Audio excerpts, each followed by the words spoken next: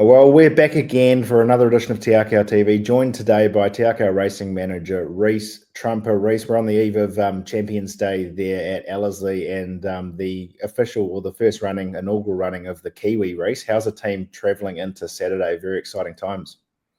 Certainly the nerves are starting to build up around everyone. It's a day we've been looking forward to for a while. If you had said we'd have this meeting a couple of years ago, I would have thought you were joking. So it's great to have this meeting, and we are really excited, and the horses look sensational. The team have worked extra hard this week to have them truly ripe, and they all look great. Well, the card's littered with Group 1s, 2s, 3s, and obviously that $3.5 million Kiwi race, which all eyes will be on later in the card. Before we kick into that race, let's just have a bit of a chat about the winners of the week that's been. Queen's Evidence, nice to see her travel south and get a well-deserved victory on debut.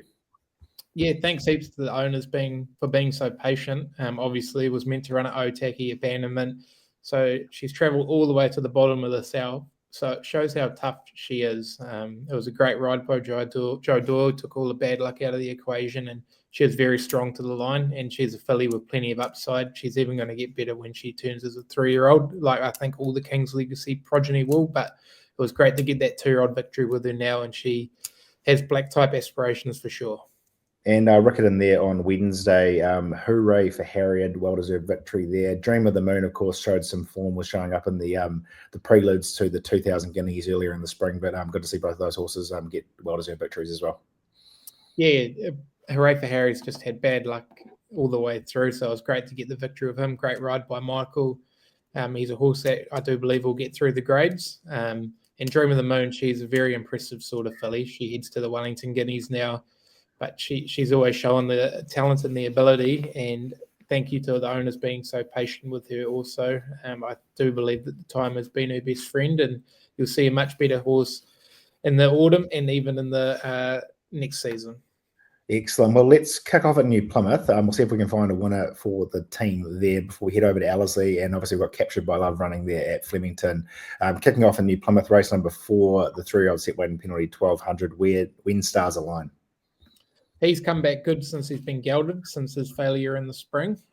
Really happy with the way he trialled 10 days ago at Taupo. Ryan Elliott said he's going to be very competitive wherever he does go. So that gives us plenty of confidence. He's drawn a nice soft barrier, good strong rider, and Jonathan Riddell on is a massive bonus. Expect him to race very well. Race number 6, there, the rating 75 benchmark 2000. Balance of Power seems to really be coming into it now in his 4-year-old year.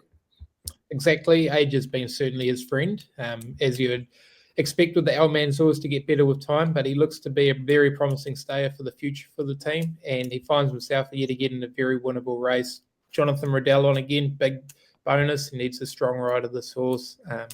So he should lob midfield or just above that, bit of cover, and hopefully he can continue his form lines. Race number 8 there, the rating 75 benchmark 1400, Inspired by Art. We know this is a mare with plenty of ability. Reese was nice there at Te Rapa on her first start this campaign. She's a lovely mare. She's just getting better with age. Maybe by the end of the day, the track could be a bit firm for her, but she looks great. From the draw, we'll just ride her where she lands. We never push or pull her out of the gates, but she looks great, and she is a very promising mare. Over to Ellerslie there for the big race day, the Auckland Racing Club Champions Day, Auckland Thoroughbred Racing. We kick off in race number 1, Entain NCB Insurance Pearl Series Final, $120,000 race for the fillies and mares over 1400. Francie draws barrier 10. Craig Grills takes them out. Yeah, she's in great order. Obviously, you'd like to have seen her do a little more last start, but she's bounced through that well. 1400 metres could be a bit short for her now. She's a bit deeper in her preparation, but the team have freshened her up. Her work's been good. She looks good. Whether she's too far off them in the first race at Ellerslie and that's the leader's biased, I'm not sure, but she looks great. Race number 2 there, the Group 3 Albasti Equior Dubai Sunline Vase 3-year-old fillies, set weights 2100, lead up to the Oaks. This daughter of Shocking is going to enjoy the trip, I'd imagine, Reese. Shockabella. Exactly, she will. Obviously, she deserves an opportunity in this field, and if she races well, she can head to the Oaks. You would have liked to have seen her just set a little quicker than what she did at Taupo the other day, but having Blake Shin on her, on Saturday is a massive plus. From the draw, we'll just ride her as she jumps. She was obviously leading them up last start at Taupo, so whether we do that again, we'll just leave it up to Blake, but she looks good. The 2100 metres should suit her. She can settle. Race number 4, this is one I'm definitely looking forward to. The Group 1 Sistina Stakes for the 2-year-old set weight 1200 metres. This is the first 2-year-old race of the season where I guess horses can meet outside of the Group 1 race out of the season in general, isn't it? So Return to Conquer, unbeaten, son of Snitzel, draws barrier 5 with Blake Shin on board. He's just continued to improve in training. He ticks all the boxes. He looks great. His work's been good. They were really happy with him. Expect him to race very well. How we ride him, we'll just leave it up to Blake on the day, but he's looking good. And He Who Dares wasn't far away from Return to Conquer last start there at Matamata, draws barrier 4 inside Return to Conquer. What can we expect to see from him? Pedigree suggests he might be looking for 1400 metres now, but his work's been good. He looks great. But he does need to find that length to try and beat Return to Conquer, but he's certainly going the right way. La Dorada, the Cracker Million winner and Matamata Breeders' Stakes winner. You can't really fault her form, can you, Reece? She's very tough. She's had a couple of looks around Ellerslie, which has got to be a big asset to her. From the draw, Michael will be positive and expect her to be right there in the finish because she's just that filly. You know that she'll turn up. And Maricopa Falls could surprise with the handy draw barrier 3. Blinkers on, but she obviously does need to find a couple of links. But from the draw, she'll get a nice spot. And great to have the services of Liam Redden from Australia on her, but she does need to find a couple of links. Race number 5 there, the Group 1 Hong Kong Jockey Club World Pool New Zealand Thoroughbred Breeders' Stakes, weight for age, fillies and mares, 1600 metres. Campion Nessa probably hasn't found her form from last season. How is she stacking up going into Saturday? She looks great. I thought her trial at Taupo was really good, and now she gets the blinkers back on. The mile will suit her off a freshen up. She's drawn outside of Legato, so hopefully we can keep her in a pocket, and we do know that she's got an explosive turn of foot. But you'd like to have seen a little more from her earlier this season, but she is looking great, and hopefully she can bounce back. Excellent. Race number 6 here, the Group 1 Bone Crusher New Zealand Stakes, weight for age 2,000 metres, and $1 million race this one. Midnight Blue was seen running in behind horses there in the Avondale Cup, was a bit of a red light above his head. How's he tracking going into Saturday? Really happy with him. He's freshened up nicely. We put him at the water treadmill for a few days post that, and he loved it there. The boys are really happy with his work that he's done this week. From the draw, we've got options. If he wants to roll forward, sit outside our Vencedor, he can. But it's been good seeing him hit the line very strongly, but he wouldn't want to be giving a few of these head starts. But he's looking great, and we couldn't be happier with the way he is. And Kwali Alfarasha narrowly beaten the last 2 starts, both in Group 1 races. How has she trained on going into Saturday? Certainly deserves her chance in the $1 million race. Can't fault her. 2,000 metres will be ideal for her. From the draw, she'll get a lovely soft run in transit. Blake will have plenty of options from there and expect her to race very well. She's a genuine, honest mare. Race 7 there, the Group 2 Barfoot and Thompson Auckland Cup, open handicap, 200 metres or 2 miles, same distance as the Melbourne Cup. I'm a Dirty Rascal comes over with Australian form line, draws barrier 8 with Craig Grills on board. Certainly you won't have to worry about him not running out the trip. He'll get the trip all day. It's just whether he's got enough class to win a race like this. But he looks great. He'll get a nice run in transit from that draw. And having Craig Grills on is a massive bonus. He's a good, strong rider, which the horse will need.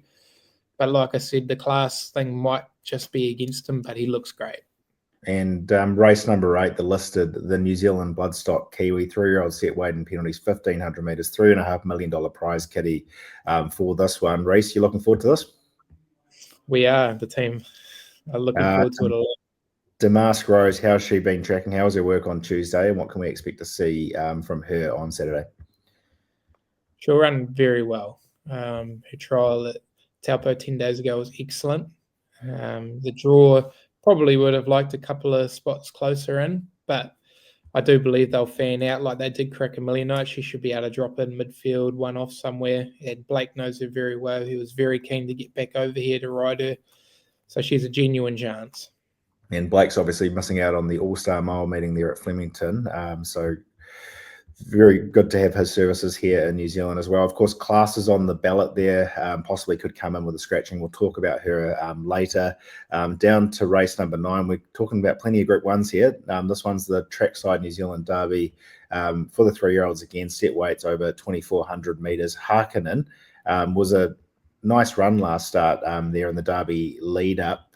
The Avondale Guineas, the speed was a bit kind of stop and start in that race as well, Reece.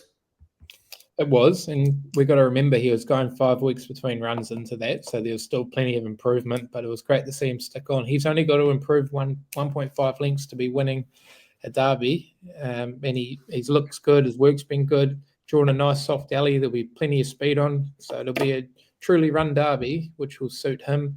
Expect him to be right there in the finish. He's going very well. We really like this horse. Race number 10, the Windsor Park Stud 3-year-old Trophy Class draws barrier 3. Going to enjoy the services of Blake Shin on board. He is. Probably just went a little keen at Te Rapa the other day, but back to 1,500 metres is ideal. Drawn a nice gate, should be able to lob along.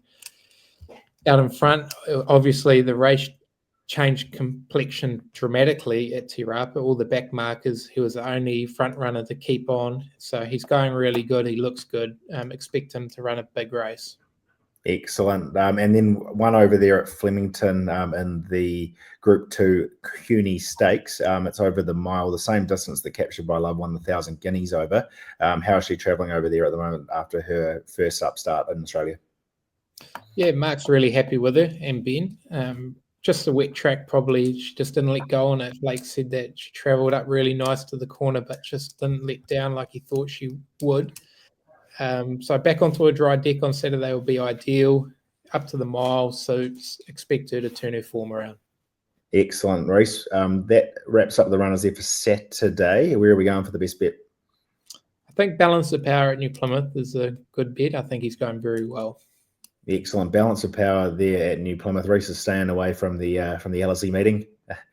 Good on you, Reece. And thanks for your time this week, of course, and good luck, obviously, for the big day on Saturday. Next week, we've got runners there at Tauranga and Whanganui, so lots to look forward to over the next couple of weeks. But obviously, all eyes will be on tomorrow, so good luck out there, and we'll catch you sometime soon. Cheers, Hazy.